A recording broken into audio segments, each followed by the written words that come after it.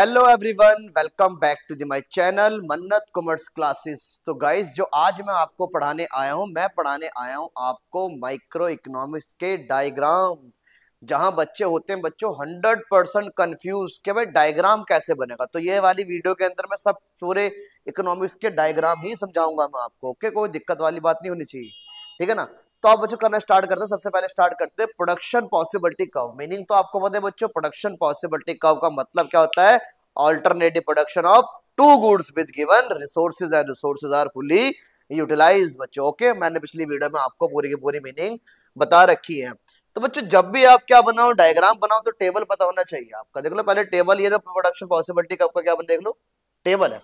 तो टेबल में क्या बच्चों देखो, प्रोडक्शन पॉसिबिलिटी का अगर आप दो गुड्स बनाना चाहते हो तो वीट और क्या बनाना चाहते हो आप, क्लोथ। तो वीट की प्रोडक्शन कम करनी पड़ेगी और क्लोथ की प्रोडक्शन आपको बढ़ानी पड़ेगी। ओके, ये लो बच्चों, आपको क्या बनाना भाई, कनकेव बनाना पहले। ओके, इसके बाद एक, दो और तीन, चौथी तो ऊपर आपकी हो गई नहीं, 100 कर लो भाई यहाँ पे। उसके बाद बच्चों 90 कर लो यहाँ पे। इसके बाद 70 कर लो यहाँ पे। इसके बाद कर लो 40 यहाँ, है नहीं।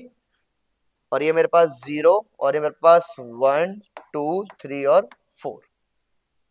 समझ गया भाई। तो बच्चों ऐसे बेटर रहता है आपका, रादर देन आप पहले ये लाइन बनाओ फिर ये ऐसे करो, फिर नहीं बनता आपका। तो डायग्राम ऐसे बनाना है आपको। ओके, और यहाँ लिख लो बच्चों, यहाँ बताओ जल्दी, यहाँ लिखो वीट, इधर वीट लिख देना, और यहाँ लिख देना आपको जल्दी क्लोथ। डायग्राम समझ में आ गया भाई आपको? पीपीसी का डायग्राम समझ में आ गया आपको? जैसे मैंने बनाया वैसे ही बनाना है पेपर में आपको, इससे जल्दी हो जाएगा आपका। ओके, अगले डायग्राम पे चलते हैं। अब बच्चों देखो, ये आपका law of diminishing marginal utility क्या होता है, पहले मीनिंग बताऊंगा बच्चों मैं आपको। Law of diminishing marginal utility, तो law of diminishing marginal utility का मतलब क्या होता है? व्हेन अ कंज्यूमर कंज्यूम, आप बोलो बच्चों मेरे बच्चे, when a consumer consume more and more standard unit of commodity, marginal utility derived from additional unit will go on decline. बात समझ में आ गई आपको? तो ये इसका मतलब है, अगर एक कंज्यूमर बार बार एक कमोडिटी कंज्यूम करेगा तो जल्दी बताओ क्या मिलेगी उस अगली कमोडिटी से जो मिलने वाली मार्जिनल यूटिलिटी होगी वो क्या होगी? डिक्रीज होनी स्टार्ट हो जाएगी। यही बोलता है बच्चों, जल्दी बताओ किसका? Law of diminishing marginal utility. अब बच्चों को ना पेपर में कंफ्यूजन नहीं होती टेबल कैसा बनाए। अरे बोर्ड में देखो भाई, यार बोर्ड में देखो, मैं कह रहा हूं आपने पहली यूनिट कंज्यूम करी, दूसरी करी, तीसरी करी, चौथी करी, पांचवी करी। इधर देखो बोर्ड पे देखो, पांचवी होगी भाई, डन।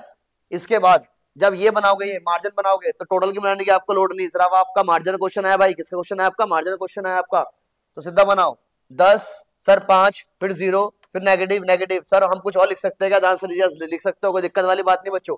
आप लिख सकते हो यहाँ पे 10 और इसके बाद 6, इसके बाद क्या कर सकते हो आप 3, उसके बाद 0, उसके बाद नेगेटिव। आपकी मर्जी है, लेकिन डिक्रीजिंग रिटर्न में जाएगी, डिक्रीजिंग रिटर्न में जाएगी। नहीं नहीं नहीं सर, एक बात और बच्चों, हल्की सी गलती होगी, हल्की सी गलती होगी, हल्की बताओ गलती क्या होगी, जल्दी बताओ गलती क्या होगी?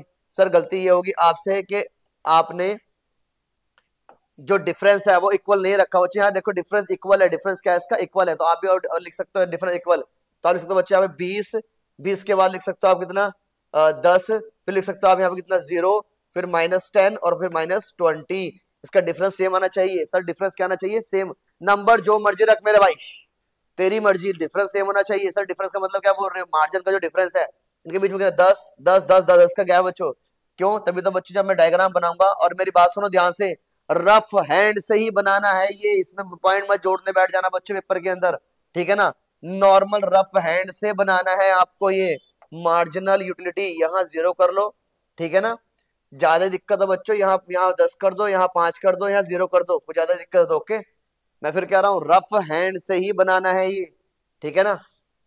ये लो भाई, तुम्हारी बुक में, मेरे पर बच्चों भरोसा नहीं होता, ये लो रफ हैंड से बना रहा हूँ मैं, ठीक है ना। यहाँ MUX लिखो, margin utility of x commodity. और ये क्या लिखो जल्दी से बताओ? Margin utility of x commodity, ठीक है ना। और ये क्या है? Consumer surplus of x commodity. Okay, consumer surplus कह रहा हूँ, consumer consumption of goods, consumption of goods x, consumption of goods x हो गया। ओके, आगे चलो। मैंने क्या बोला बच्चों? कंज्यूमर को, कंज्यूमर इक्विलिब्रियम कब होगा? In case of one commodity, in case of one commodity. वो कब होगा? जब बच्चों उसको मनी से मिलने वाली margin utility of money, margin utility of marginal utility of money किसके बराबर होगा? प्राइस ऑफ एक्स कमोडिटी, कोई भी एक्स वाई जो भी कमोडिटी। ओके, यहाँ पे होता है बच्चों कंज्यूमर इक्विलिब्रियम। क्या होता है यहाँ पे? कंज्यूमर इक्विलिब्रियम होता है। ओके,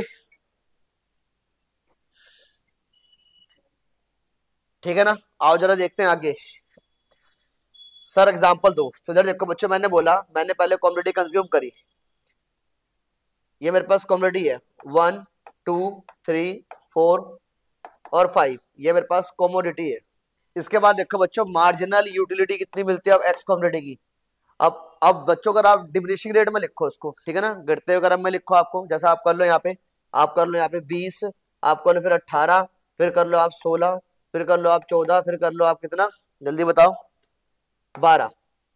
ये क्या होगी आपकी, ठीक है ना। और आप यहाँ पे लिखो कि 1 रुपया खर्च करने पे आपको कितने 2 यूटिल मिलते हैं। कितने यूटिल मिलते हैं, 2 यूटिल मिलते हैं। 1 रुपया खर्च करने में कितने यूटिल मिले आपको, 2 यूनिट कह रहा हूँ, यूटिल्स मिलते हैं। कितने मिलते हैं भाई, 2 यूटिल्स मिलते हैं आपको। 1 रुपया खर्च करने पे, 1 रुपया स्पेंड करने पे कितने यूटिल्स मिलते हैं आपको, 2। तो बताओ आपको 20 यूटिल मिले आपको, तो कितने खर्च करोगे आपने, जल्दी बताओ। सर ये अब लिख लो आप यहाँ पे, मार्जिनल यूटिलिटी ऑफ मनी कितने मिलोगे, जल्दी बताओ आपको। ये मिलोगे आपको, ये मिलोगे आपको, जल्दी बताओ बच्चों। यहाँ मिले आपको 10, यहाँ मिले आपको 9, यहाँ मिला आपको 8, यहाँ मिला आपको 7 और यहाँ मिला आपको 6। ठीक है ना। अब दिक्कत, अब बच्चों आपने ये सोचना है कि गुड्स का प्राइस कितना था। गुड्स का प्राइस एग्जांपल ले लो, कुछ भी लिख लो यहाँ पे, लेट प्राइस कितना है, प्राइस लिख लो रुपीज कितना, 8 रुपए लिख लो आप। अब जल्दी बताओ, अगर प्राइस 8 रुपए है और मनी से वैल्यू भी कितनी मिल रही है, 8 रुपए मिल रही है, यहाँ कंज्यूमर इक्विलिब्रियम हो गया। तो पहले आप ये लिख लो ना, देखो इधर देखो, ध्यान से बोर्ड पे देखो, मैं ये कह रहा हूं पहले आप मार्जिनल यूटिलिटी डिक्रीजिंग रिटर्न में लिख दो। डिस्टेंस सेम रखना, क्योंकि इसका जो डायग्राम बनता है स्ट्रेट लाइन बनता है, ओके। इसलिए बच्चों जो डिफरेंस होगा सेम रखना, 20 18 16 14 12, आप जो मर्जी लिख सकते हो, ओके। बात समझ गए। आप लिख सकते हो सर 10 8 6 4 फिर 2 फिर 0, ऐसे भी रख सकते हो आप, ओके। डिफरेंस सेम रखना। फिर आप यहाँ एग्जांपल लेना, भाई मैं 1 रुपया खर्च करना है, मुझे 2 यूनिट्स मिलते हैं। बच्चों 3 लिख लो, 4 रख लो, वो तो आपकी मर्जी है। आपने 2 रखा, फिर मैंने 2 से डिवाइड करा इसको। आप 4 रखोगे तो फिर मैं 4 से डिवाइड करूंगा इसको।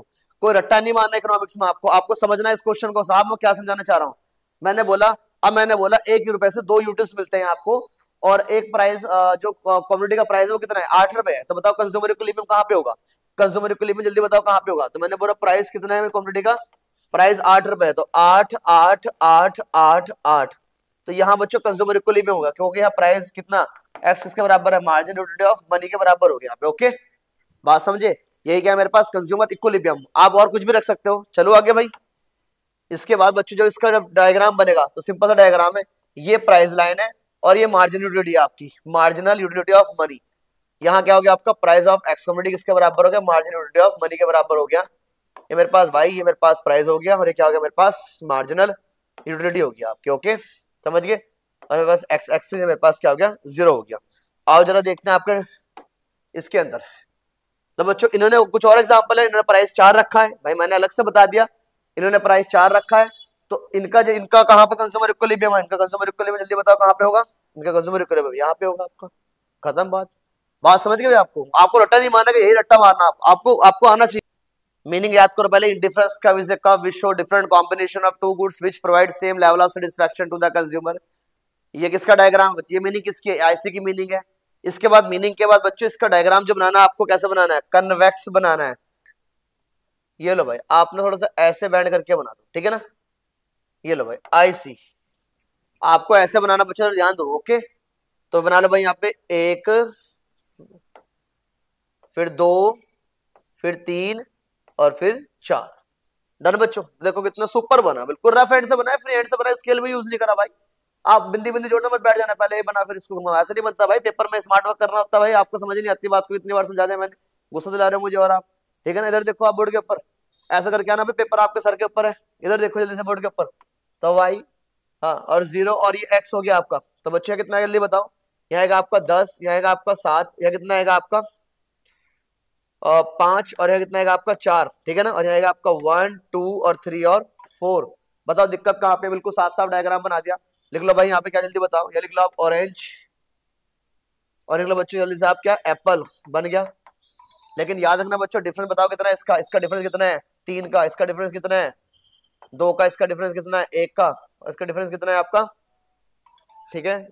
तो डिफरेंस जो जा रहा है बच्चों, क्या जा रहा है वो 3 2 1, इसको बोलते हैं डिमिनिशिंग, ठीक है ना, ये डिमिनिशिंग रिटर्न में जा रहा है आपका, डिफरेंस किस में जा रहा है आपका, डिमिनिशिंग में जा रहा है, इसलिए कन्वेक्स बनता है। मैं ये नहीं कह रहा हूं कि आप यही लो, ठीक है ना, 10 और 7 और 5 4 लो, आप कोई से भी ले सकते हो, लेकिन भाई जो उसका डिफरेंस होगा फिर डिमिनिशिंग रेट में जाएगा, वो एग्जामिनर इस बात को चेक करेगा भाई आपके। ओके चलो फिर मैं आगे भाई, ये लो भाई बजट का बना लो बच्चों, बजट पे आपको देखो, बजट का बिल्कुल सिंपल है, ठीक है ना भाई, आप सिंपल करो भाई, ये लो सिंपल है भाई, और यहाँ एक लाइन खींचो, बस बात खत्म कर दो, यहाँ पे लिख दो भाई, यहाँ पे 60 और यहाँ कितना लिख दो आप 30, बाकी पॉइंट को जोड़ना है कि आप क्या जोड़ते हैं भाई, हमें पता लग रहा है भाई इसके अंदर कितना आ रहा है, 50 भी आ रहा है इसी के अंदर, इसी के अंदर 40 भी आ रहा है, इसी के अंदर 30 भी आ रहा है, इसी के अंदर 20 भी आ रहा है, और यहाँ भी 20 आ रहे हैं, सब आ रहे हैं इसके अंदर।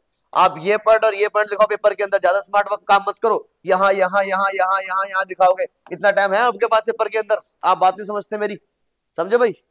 चलो भाई आगे, तो बच्चों आपको सिर्फ सीधी लाइन मारनी है, ओके, ये सीधी लाइन मार के आप एक पॉइंट ये दिखाओ, एक पॉइंट ये दिखाओ पेपर के अंदर, 11वीं क्लास का भी आपका स्टैंडर्ड है, इतने में आपको नंबर मिल जाएंगे, ओके, बाकी बाद में देखते हैं हम आपको फिलहाल, ठीक है ना। ये आता है पेपर के अंदर law of diminishing marginal utility, या इसका एक और नाम है law of diminishing marginal product, क्या बोलते हैं बच्चों इसको, रिटर्न टू फैक्टर।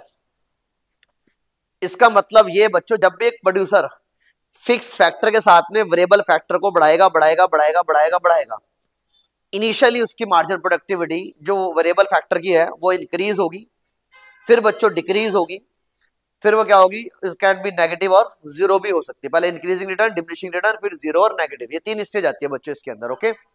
मीनिंग आपको याद होगी, हाँ मीनिंग हमारे बच्चों को सबको याद है भाई। अब उसके बाद अजम्पशन डाल देना भाई, मेन तो बच्चों ये आता है आपका टेबल,